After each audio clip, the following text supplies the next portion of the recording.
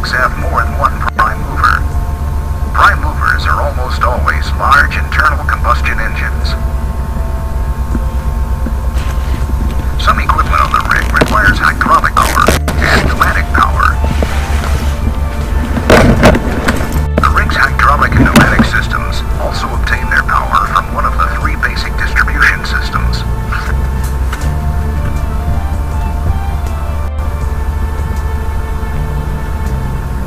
Just what is power, and how is it measured? Well, to understand power, we have to understand force and work.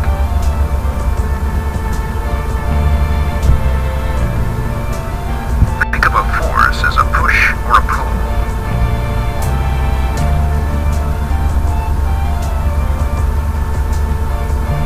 If a constant force is applied over a distance, we have work. Work equals force times distance. Power is the amount of work done per unit of time. See these horses pulling their loads? The top one is moving much slower than the second.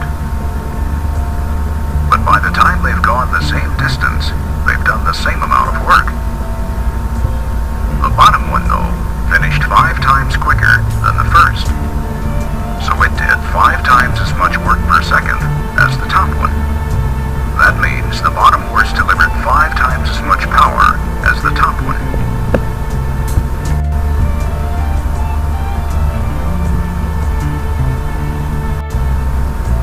Large diesel engines are the main power source, the prime movers for most rigs. These engines often produce from 500 to over 8,000 horsepower, or 350 to 5,600 kilowatts. Rig builders usually house several engines together to drive the rig equipment. They also keep extra engine sets available for backup operations. Most rig engines are diesel because, unlike gasoline engines, they can produce a lot of power when running slow. Also, diesel fuel is not as volatile as gasoline, so it's safer to use, transport, and store.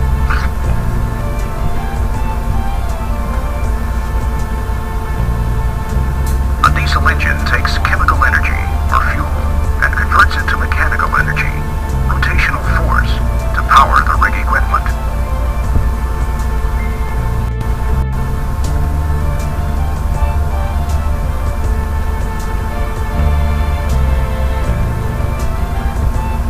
Here's an AC to DC power system.